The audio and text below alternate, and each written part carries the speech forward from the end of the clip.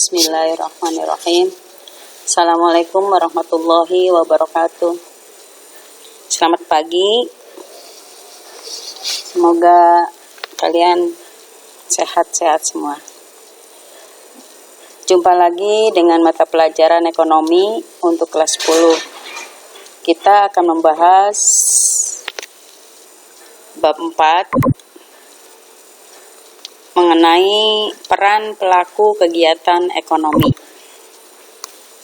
Dalam bab 4 ini, kalian diharapkan 1. Mampu menjelaskan peran rumah tangga keluarga. Yang kedua, menjelaskan peran rumah tangga produsen. Yang ketiga, menjelaskan peran pemerintah sebagai pelaku kegiatan ekonomi. Yang keempat, peran masyarakat luar negeri. Kemudian kalian juga dapat menjelaskan interaksi antar pelaku ekonomi dan menjelaskan perilaku konsumen, kemudian menjelaskan perilaku produsen, dan yang terakhir adalah membedakan peran konsumen dan produsen. Tadi sudah dijelaskan bahwa peran pelaku kegiatan ekonomi itu ada 4. Yang pertama adalah rumah tangga keluarga. Rumah tangga keluarga merupakan unit ekonomi terkecil karena peran keluarga di sini ada 2, yaitu rumah tangga keluarga konsumen dan rumah tangga penyedia faktor jasa produksi atau tenaga kerja. Yang kedua, rumah tangga produsen. Rumah tangga produsen yaitu kesatuan yuridis ekonomis dari faktor-faktor produksi yang bertujuan mencari laba atau memberi layanan kepada masyarakat. Di dalam rumah tangga produsen dapat dibedakan menjadi 2, yaitu perusahaan milik negara dan perusahaan milik swasta. Rumah tangga keluarga dan rumah tangga produsen, di sini rumah tangga keluarga mempunyai uang untuk dibelanjakan kepada rumah tangga produsen, yaitu berupa belanja barang dan jasa. Kemudian rumah tangga produsen mempunyai faktor produksi atau bisa menggaji dari tenaga kerja yang diberikan oleh rumah tangga keluarga, ya, yaitu berupa belanja produksi, ya. Kemudian rumah tangga produsen mempunyai barang dan jasa, ya. Kalau rumah tangga keluarga itu faktor produksi.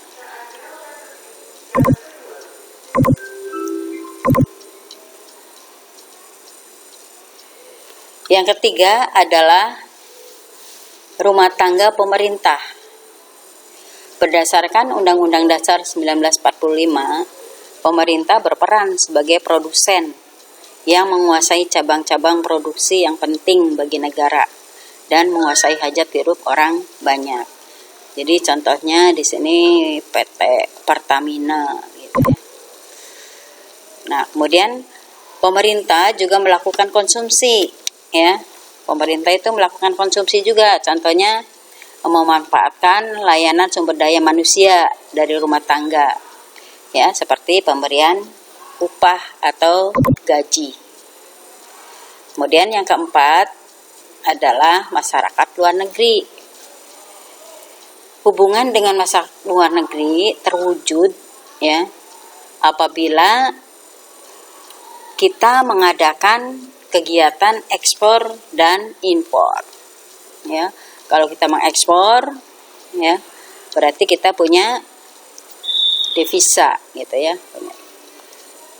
Kalau impor ya kita harus bayar, karena impor adalah mendatangkan barang yang datang dari luar negeri.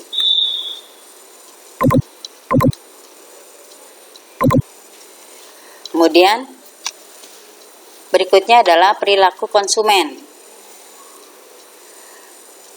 Konsumen berarti yang membutuhkan suatu barang atau jasa, sehingga konsumen ini biasanya mengkonsumsi, ya. Nah, pengertian konsumsi itu sendiri adalah kegiatan yang bertujuan mengurangi atau menghabiskan nilai guna suatu barang atau jasa. Ya, sekali lagi, konsumsi adalah kegiatan yang bertujuan mengurangi atau menghabiskan nilai guna suatu barang atau jasa. Ciri-ciri benda konsumsi, yang pertama, memperolehnya diperlukan pengorbanan. Yang kedua, ditujukan untuk memenuhi kebutuhan hidup. Dan yang ketiga, manfaat atau nilai dari volume benda atau barang tersebut yang digunakan akan habis sekaligus atau berangsur-angsur habis.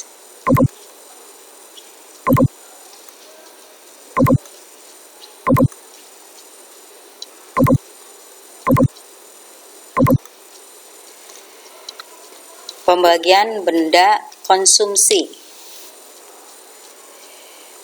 Yang pertama adalah benda habis sekali pakai, ya. Contohnya air mineral, ya, atau air kemasan, ya. Minuman kemasan itu diminum habis. Nah, itu benda habis sekali pakai, contohnya. Yang kedua, benda yang dipakai berulang-ulang, ya. Banyak contohnya, ya. Contoh yang paling kalian ini tahu adalah HP, ya, alat komunikasi. Itu kan dipakai berulang-ulang. Kemudian teori perilaku konsumen, ya, ada teori kardinal. Pendekatan kardinal ini didasarkan pada asumsi bahwa tingkat kepuasan yang diperoleh konsumen dapat diukur dengan satuan tertentu. Contohnya hukum Gosen, ya. Hukum Gosen 1 itu berbunyi jika konsumsi atau suatu barang dilakukan terus-menerus, kenikmatannya mula-mula tinggi, namun semakin lama kenikmatannya akan menurun sampai akhirnya mencapai batas jenuh. Ya, contohnya setelah olahraga, ya, nilai guna konsumsi air ini sangat tinggi, namun nilai tersebut makin menurun jika contohnya Ronaldo, ya, meminum botol kedua, ketiga, dan seterusnya, ya, gitu, sampai titik atau sampai akhir mencapai batas jenuh. Hukum Gosen 2, ya. Tadi kan kalau kebutuhan manusia itu hanya satu jenis barang, ya. Hanya minum saja, makan saja kan.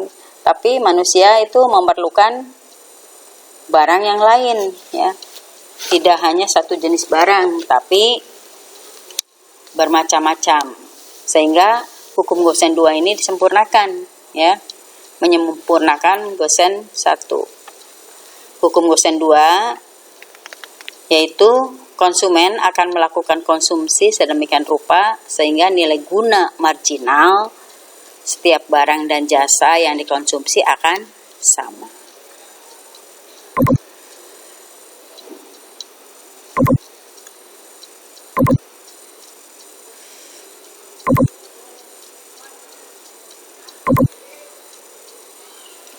Kemudian yang kedua adalah faktor-faktor produksi. Faktor produksi adalah segala sesuatu yang dibutuhkan untuk memproduksi barang atau jasa. Faktor produksi yang pertama adalah faktor produksi alam. Semua kekayaan alam yang didapat digunakan dalam proses produksi ya, contohnya ya barang tambang gitu.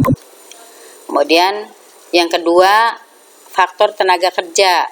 Faktor produksi insani yang secara langsung maupun tidak langsung menjalankan kegiatan produksi ya. Nah, di sini di dalam tenaga kerja ada pengelompokannya. Yang pertama menurut kualitasnya, yaitu terdidik ya. Nah, tenaga kerja yang terdidik di sini melalui pendidikan tertentu, memiliki keahlian di bidangnya ya, contohnya dokter atau pengacara dan seterusnya, banyak ya contohnya. Nah, kemudian yang kedua adalah tenaga kerja yang terampil. Tenaga kerja yang terampil ini memerlukan kursus atau latihan keterampilan tertentu sehingga terampil di dalam bidangnya ya. Contohnya supir ya, driver gitu. Kemudian yang ketiga, tenaga kerja yang tidak terdidik dan tidak terampil ya, tenaga kerja yang tidak melalui pendidikan dan latihan ya, yaitu buruh atau ya contohnya petugas kebersihan gitu. Nah, yang ketiga ya, tadi faktor produksi itu adalah faktor modal. Modal meliputi segala hal yang digunakan untuk proses produksi barang dan jasa. Ya, contohnya uang atau mesin-mesin produksi ya, mesin pabrik gitu. Nah, kemudian yang terakhir adalah faktor tenaga kewirausahaan ya. Kewirausahaan di sini merupakan keahlian atau keterampilan pelaku usaha. Keahlian atau keterampilan memasak wajib dimiliki bila seseorang ingin menjadi koki yang hebat, itu contohnya gitu. Kemudian bagaimana peran konsumen ya, tadi kan peran produsen. Nah, peran konsumen pertama memakai barang dan jasa. Keduanya membantu peredaran barang dan jasa. Yang ketiga mempengaruhi kebijakan pemerintah dalam rangka perlindungan konsumen dan menaikkan dan menurunkan harga faktor produksi. Ya. Nah, peran produsen yaitu penghasil barang dan jasa. Yang kedua, meningkatkan produk domestik bruto. Yang ketiga, pemakai faktor produksi. Ya. 4, mempengaruhi kebijakan pemerintah dalam rangka menghasilkan produk. 5, mengusahakan kelancaran pasokan barang dan jasa. 6, membayar harga barang faktor produksi. Dan terakhir, melakukan inovasi dalam produksi barang dan jasa. Nah, itu materi yang kalian harus pelajari di dalam bab 4. Terima kasih. Assalamualaikum warahmatullahi wabarakatuh.